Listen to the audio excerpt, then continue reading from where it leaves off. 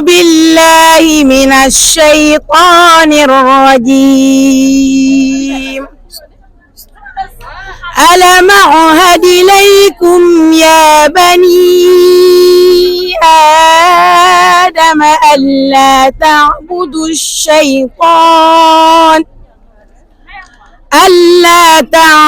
الشيطان إنه لكم عدو مبين وأن اعبدوني هذا صراط مستقيم. ولقد ضل منكم جبلا كثيرا فلم تكونوا تعقلون.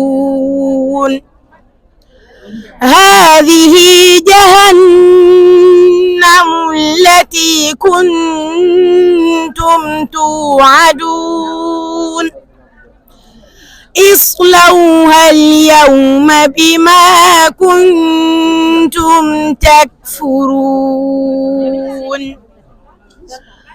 اليوم نختم على أفواههم وتكلمنا أيديهم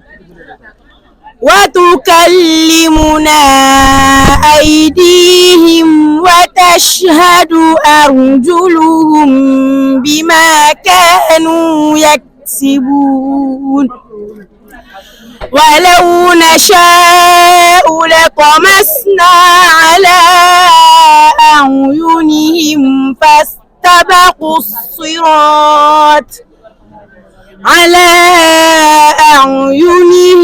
فاستبقوا الصراط فأنى يبصرون.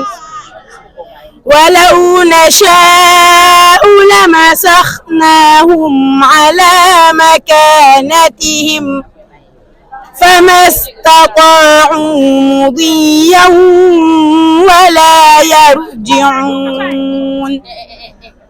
ومن نعمره ننكسه في الخلق أفلا تعقلون.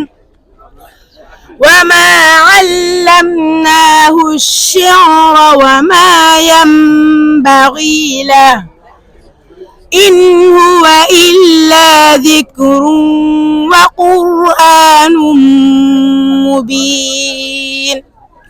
صدق الله العظيم.